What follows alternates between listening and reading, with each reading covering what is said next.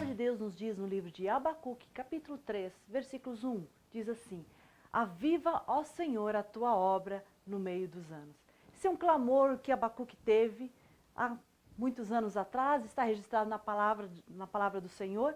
E essa oração que Abacuque fez é a oração que hoje esta geração, clama para o Senhor. Aviva no Senhor a tua obra nos nossos anos, nos nossos dias. Nós ouvimos um clamor sobre o avivamento. Mas o que é o avivamento? O avivamento tem uma história? Por que não existem os pentecostais? Qual a nossa história? E eis a importância dessa disciplina, História dos Avivamentos, que nós vamos ver neste momento. Nessa disciplina História dos Avivamentos, ela vai ser dividida em 3 etapas. A primeira etapa vai ser, nós vamos falar sobre o avivamento da Reforma. Esse avivamento da Reforma aconteceu mais na Europa. Depois nós vamos ver o avivamento missionário, onde ele meio que se espalhou para o mundo todo. E por fim nós vamos ver o avivamento da palavra, onde nós vemos já a partir de 1800 um avivamento que foi mais voltado para os países de Gales e as Américas. E por final nós vamos falar um pouquinho sobre o avivamento dos nossos dias, que não são muitos, mas já vemos um vestígio desse avivamento chegando nos nossos dias.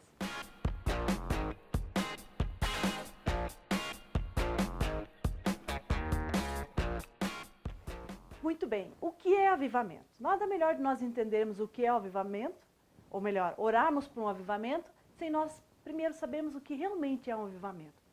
A palavra avivamento, na verdade, ela não se encontra na Bíblia.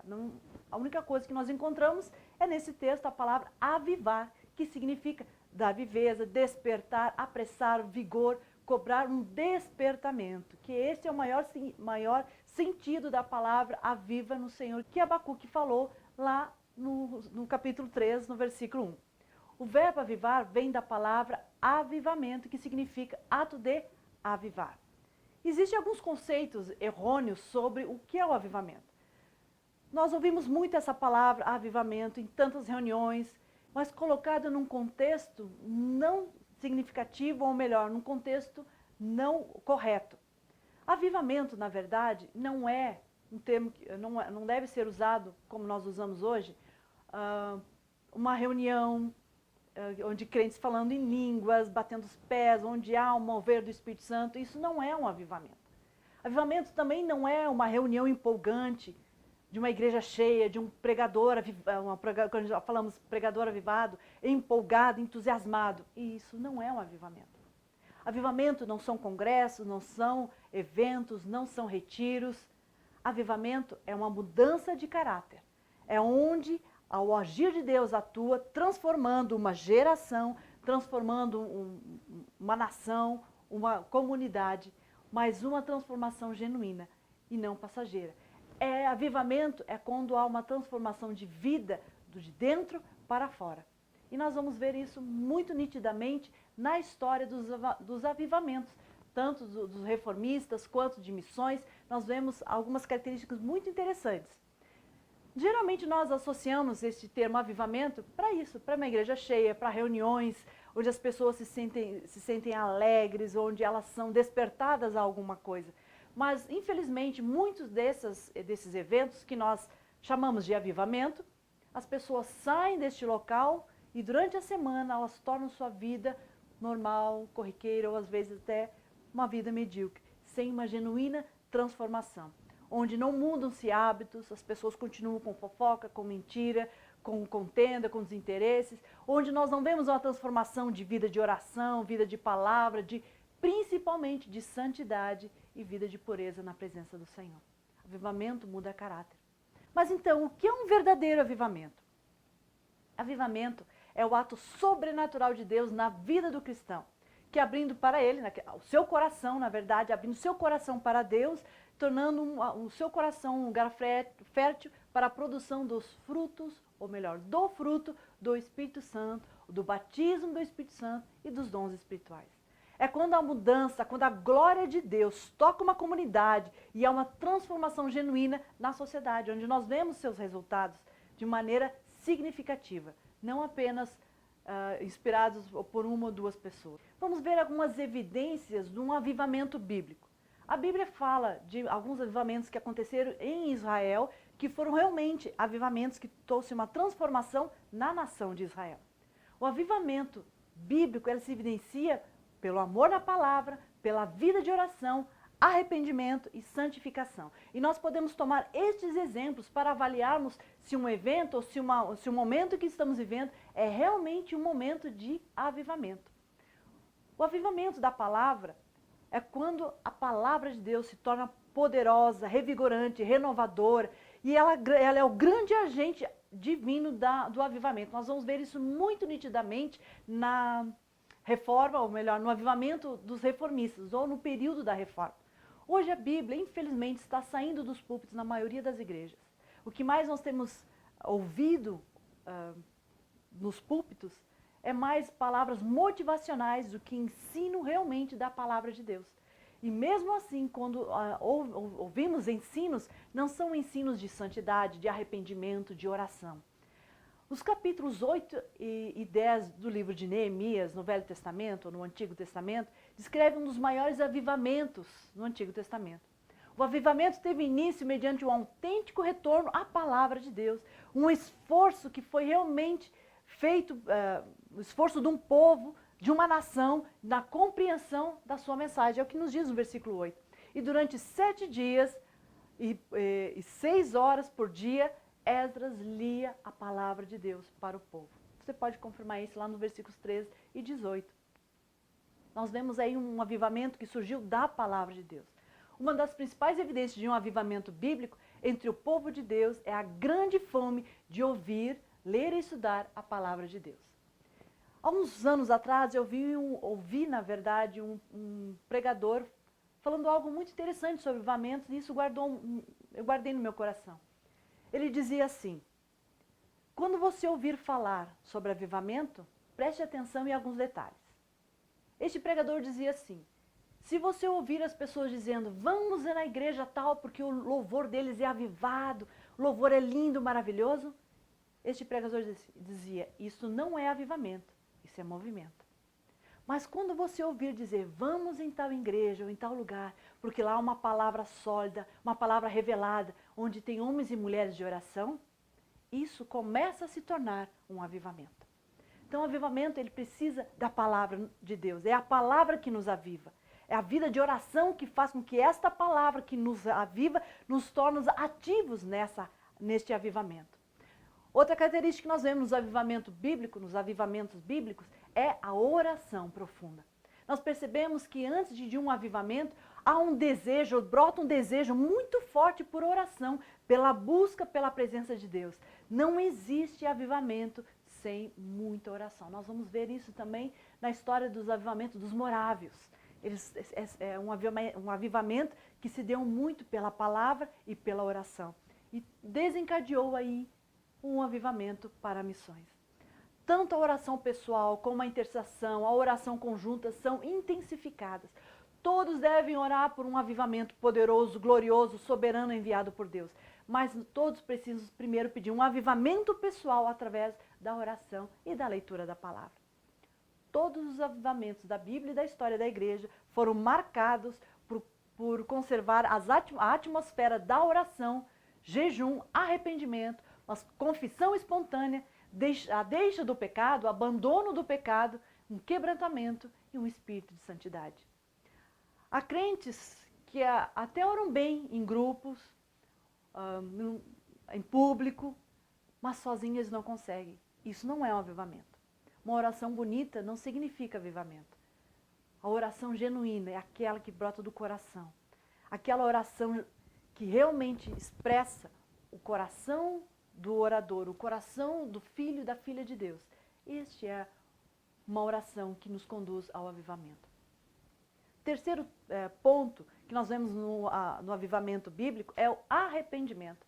Em 2 Reis, capítulos 23, do 13 ao 27, você pode conferir na sua Bíblia. Até é muito bom você ler esse texto para que você possa entender o que é um avivamento de arrependimento. Nós vemos as reformas religiosas que o rei Josias realizou. Observe que neste texto, o princípio de que o arrependimento de pecados é a condição essencial para o avivamento que ocorreu em Josias. É nessa expectativa que desperta em nós uma vida de espiritual, de uma explosão, sim, de alegria, mas principalmente de arrependimento, de manifestação das nossas lágrimas, e onde nós podemos nos arrepender de todos os nossos pecados. Não existe avivamento sem arrependimento de pecados. Quando há arrependimento, há reconhecimento de pecado, há tristeza pelo pecado, abandono pelo pecado e as práticas mundanas, obviamente, aí os padrões de santidade são restaurados e a glória de Deus se manifesta e permanece em nós. O quarto ponto que nós vemos, a característica que nós vemos nos avivamentos bíblicos, é a santificação e retidão. A santificação, ela é diferente de retidão. Santificação, ou santificar, é separar-se do mundo, tornar-se santo. É apartar-se do pecado. Enquanto que retidão é para as pessoas, é o amor ágape para o próximo, é fazer o que é certo por amor. Então nós vemos que a santidade, uma vida de santidade, traz também para nós uma vida de retidão. Não é apenas separar-se do mundo, mas é amar as pessoas, se tornar próximo das pessoas para levar o amor de Deus. Por isso, proveniente dos nossos desejos, orações e arrependimentos, deve ocorrer uma mudança para um estilo de vida mais alto. É um estilo de vida que agrada a Deus. Isto é vida de santidade. É fazer aquilo que a palavra de Deus nos diz, que agrada o coração de Deus. E com isso, nós refletimos o amor de Deus. Isso sim é um avivamento. E diante desse exposto de história do avivamento, meu desejo é que você tenha um verdadeiro avivamento no seu coração. Antes de nós desejarmos o avivamento para o Brasil, o avivamento para a sua igreja, ou o avivamento para o seu estado, para a sua cidade, desejo um avivamento pessoal. Uma coisa que nós vamos perceber nas características desses avivalistas, que nós vamos estudar alguns deles, os mais importantes, nós vemos que primeiro começou no seu coração um avivamento. Primeiro começou um despertar, uma paixão por Deus, uma paixão pela palavra, uma vida de oração. E as suas vidas foram transformadas. Então, por causa da sua transformação, da sua vida de santidade na presença de Deus, eles começaram a tocar as pessoas que estavam em volta e tornaram-se inconformados com o século em que viveram, com o modo de vida, e eles se posicionaram em Cristo com uma vida digna do Senhor. Você quer um avivamento? Você precisa tomar uma posição em Cristo, de uma vida de santidade.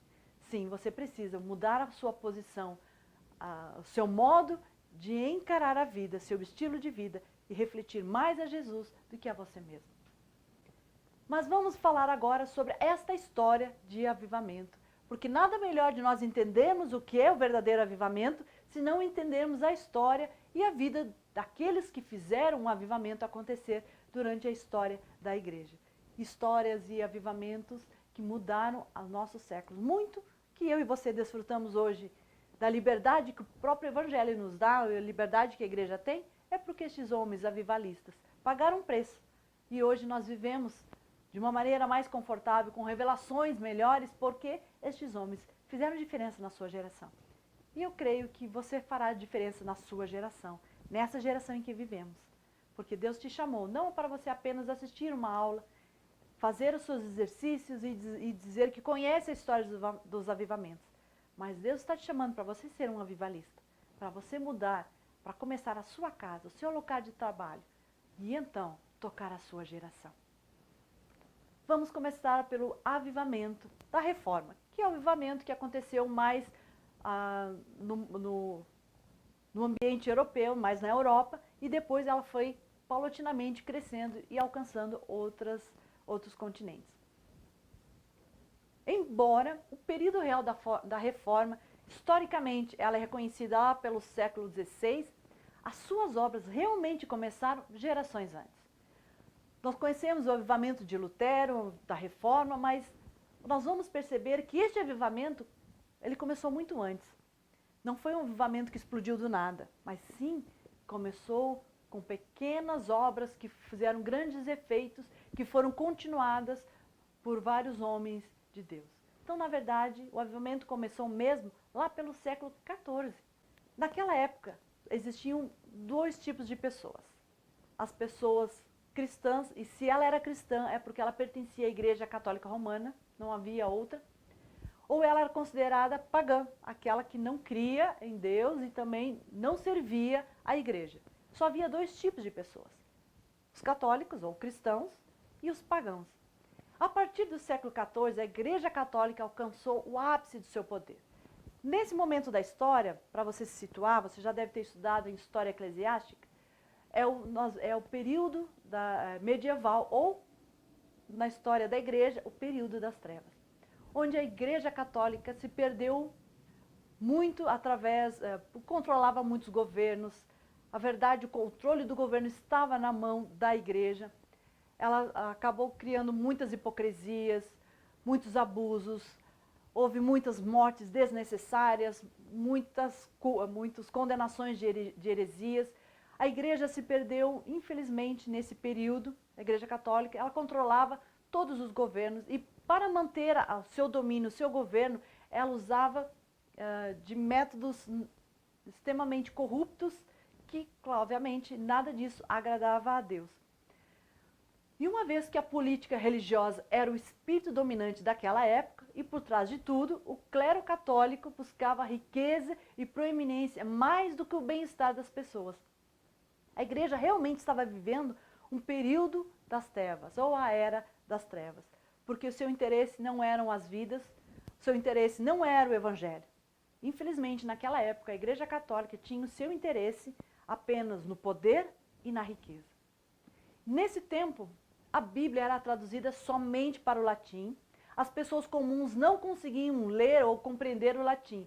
Inclusive, as missas ou as reuniões religiosas, elas eram todas realizadas em latim. Então, poucas pessoas poderiam participar porque não entendiam o latim. Então, elas não entendiam o que estava sendo ensinado na palavra. Não tinha ensinamento nenhum sobre a palavra de Deus ou até mesmo sobre o próprio Deus. Além disso, os clérigos, raramente eles liam a Bíblia, porque muitos dos sacerdotes não tinham nenhuma ideia do que continha na Bíblia. Por isso, esse afastamento tão grande de Deus nesse período. Como os sacerdotes não conheciam a Bíblia, eles não tinham conhecimento do seu conteúdo e logo eles não tinham o que passar para o seu povo. Eles não tinham conhecimento do poder do sangue de Jesus. Então o sangue de Jesus não era suficiente para eles. Por isso que nós vemos que a igreja, neste período, ela se perdeu muito com mediadores, com pagamentos de pecados. Nós vemos que ela se perdeu literalmente por falta de conhecimento da palavra de Deus.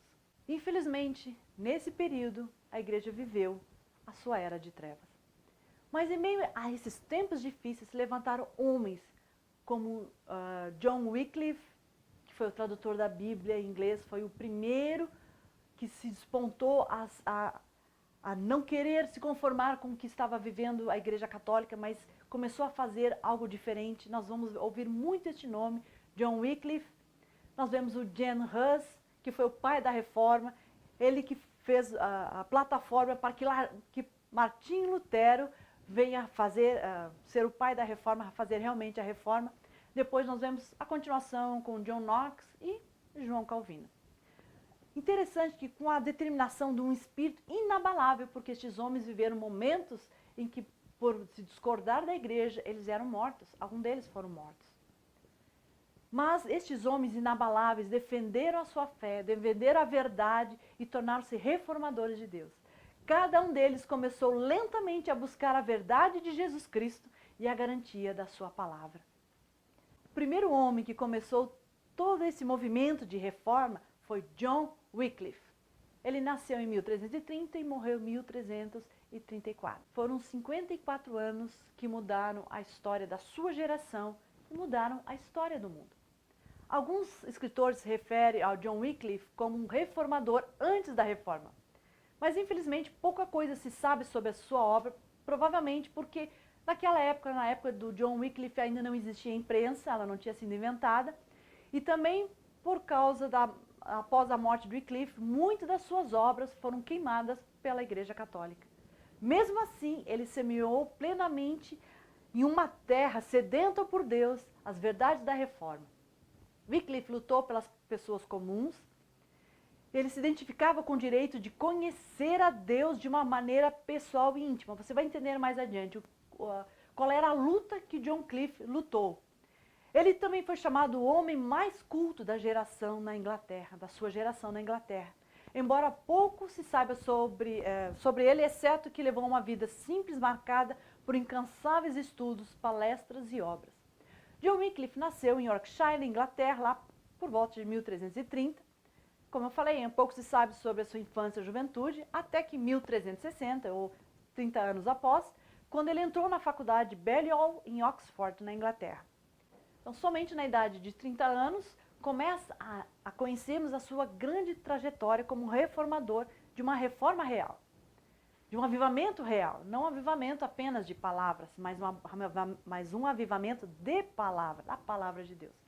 E lá para os 69, Wycliffe já havia se formado como bacharel em divindade, e depois de 2 anos ele foi reconhecido como o principal teólogo e filósofo da época em Oxford, que era uma das principais, inclusive hoje, uma das principais universidades da Inglaterra.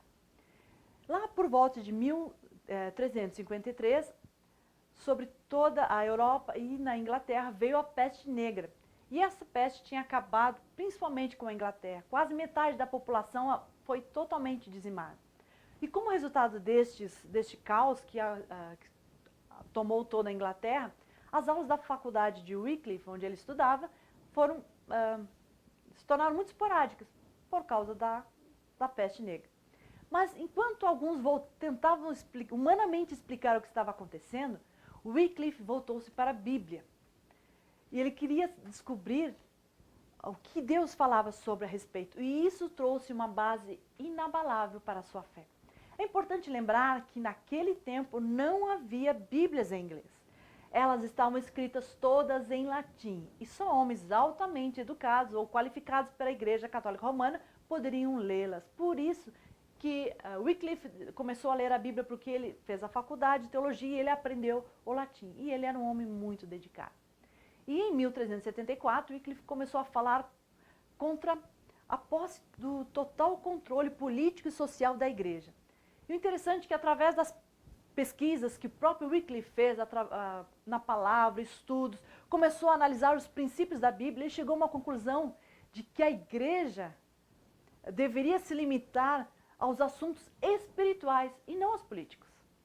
Aí foi a grande questão, porque o papado ficou muito indignado com a posição que o Wycliffe estava tomando, porque ele percebeu que esse discurso de Wycliffe traria uma mudança e afetaria diretamente as riquezas, o controle e as propriedades de terras da própria igreja. E quando o papado começou a pedir aluguéis anuais pelo trono do rei da Inglaterra, Wycliffe se sentiu extremamente ofendido por isso. Aí ele interveio nessa situação e foi a favor do governo do inglês, ou melhor, o governo inglês, né? E ele fez uma citação muito interessante. Ele diz o seguinte: não pode haver 2 soberanos temporais em um país. Ou Eduardo, que era o rei da época, ou Eduardo é rei, ou o Papa é rei. Aí ele toma uma posição: fazemos nossa escolha, aceitamos Eduardo da Inglaterra e recusemos Roma. Então ele estava dizendo o seguinte, que o trabalho da igreja era cuidar das pessoas espirituais, ou melhor, cuidar da vida espiritual das pessoas, do povo, e não da política, porque isso já havia um rei. E ele, por essa posição, custou muito a vida de Wycliffe, porque essa posição política que ele tomou, ele, claro, ganhou o favor do rei Eduardo III, o qual nomeou ele como representante das negociações entre o rei e o papado, entre o rei e a igreja, mas ele foi odiado pela igreja, ele foi odiado pelo papado e por os cardeais, principalmente o arcebispo, que tinha um alvo que era acabar com Wycliffe. A maior força de Wycliffe era a sua fidelidade à palavra de Deus. Ela se tornou uma revelação pessoal para ele. E essa revelação da palavra ajudava a separar o do certo, do verdadeiro, do falso. E permitiram que Wycliffe enxergasse que a igreja estava numa posição contrária à Bíblia. Ela estava em oposição à Bíblia. E ele começou a escrever panfletos anunciando sua posição contra a excessiva riqueza da igreja. Aí, claro, ele foi ameaçado de excomungão, até recebeu a bula papal. Bula papal era um documento oficial do Papa de exortação, de uma uma quase ameaça de excomunhão. Mas essa bula nunca foi executada, ele não chegou a ser, não chegou a passar pela excomunhão, mas até aquele momento ninguém tinha tido, ou tinha se levantado com tanta ousadia, com tanta autoridade para se levantar contra o Papa. Então Wycliffe, ele apontou os erros da Igreja Católica, ele falou contra o domínio papal, e interessante que ele tinha sido o primeiro que tinha se levantado contra o poder da Igreja, falando que a Igreja estava errada e que ela precisava voltar à palavra de Deus. Ele não apenas condenou a Igreja, mas ele quis mostrar o caminho em que a Igreja tinha se afastado de Deus e que ela precisava voltar. E claro, mais adiante, teve um tribunal onde os arcebispos e bispos se reuniram e aí, claro, Wycliffe foi proibido de pregar, qual ele não acatou, e ele continuou escrevendo. Ele não pregou mais tanto, mas ele começou a escrever, ao poder da escrita. Muito que se fala, hoje nós temos o YouTube e nós temos vários meios de comunicação que a gente pode deixar registrado as nossas mensagens faladas, mas nada com a mensagem escrita. Se você é um pregador, se você tem esse chamado, escreva suas mensagens, guarde-as. Há um poder muito grande na escrita. Estes homens fizeram revolução, ou melhor, fizeram uma reforma escrevendo. Faça isso, faça estudos da Bíblia, escreva esses estudos. Não apenas dependa de estudos de outros, faça você mesmo. Porque se Wycliffe tivesse confiado apenas no que a Igreja Católica falava, do que os religiosos da época falavam, hoje nós estaríamos ainda com a Inquisição, nós ainda estaríamos afastados de Deus. Mas porque ele, por si mesmo, resolveu ler a sua Bíblia e fazer os seus estudos, tomar as suas conclusões, então ele fez a reforma. Faça isso. Comece esse avivamento da palavra no seu coração. Mas voltando à história de Wycliffe, em um desses seus estudos, ele teve uma revelação de que a Bíblia era o único fundamento de toda a doutrina. Para você entender, naquela época, a Igreja Católica tinha vários escritos que eram mais importantes do que a própria Bíblia. Por quê? Porque a Bíblia era em latim e muitos não tinham acesso. Então eles davam mais valor aos escritos de que os papas faziam do que a própria palavra de Deus. Aí por isso Wycliffe se posicionou, não, a palavra é a única revelação. Aí ele escreveu um livreto intitulado Sobre a Verdade das Sagradas Escrituras e ele enviou ousadamente esses escritos para a hierarquia católica e, claro, cuja raiva aumentou muito mais. Wycliffe não pensava que a Bíblia poderia ser colocada de uma forma segura até que todas as pessoas tivessem em suas mãos a palavra de Deus. As pessoas, o povo era muito ignorante, então eles entendiam, o clero entendiam, que elas precisavam de uma interpretação oficial da igreja para que elas pudessem entender, que elas não entenderiam a palavra de Deus. Mas Wycliffe entendia que a Bíblia, que qualquer pessoa poderia ter acesso à Bíblia e entenderia as suas verdades. Então foi Wycliffe, ele condenou nesse panfleto os abusos, as heresias da Igreja Católica, entre eles as confissões, se confessa a Deus, não aos homens, é Deus quem perdoa, não os homens. Absolvição, não há heresia maior do que acreditar que o homem é absolvido do pecado pagando em dinheiro ou pagando alguma coisa à igreja, mas somente em arrependimento em seu coração há a verdadeira absolvição.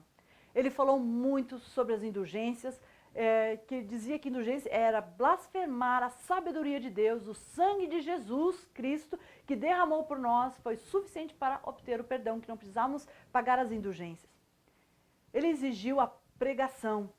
Muitos sacerdotes nunca tinham lido a Bíblia e só podiam contar histórias. Então Wycliffe declarava que a Bíblia de Deus poderia transformar e ensinar sobre a salvação. Em quinto lugar, ele falou muito sobre a Eucaristia. A transubstanciação era totalmente antibíblico. A hóstia não era o corpo de Cristo, mas uma representação.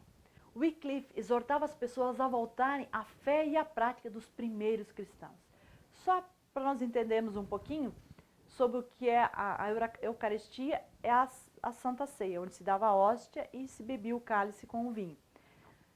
A transubstanciação é quando a igreja diz que aquela hóstia, aquele pedaço de pão, é a carne de Cristo. Então as pessoas estavam comendo a própria carne de Cristo. Isso significaria canibalismo. Então Wycliffe se posicionou dizendo que isso não era bíblico. Isso não é bíblico. Ele estava certo. realmente é a representação do corpo, não se transforma no corpo de Cristo. Amém? Estamos entendidos? Continuando a nossa história, Wycliffe foi desligado de Oxford por causa dos seus ensinos, principalmente por causa deste ponto que é a Eucaristia.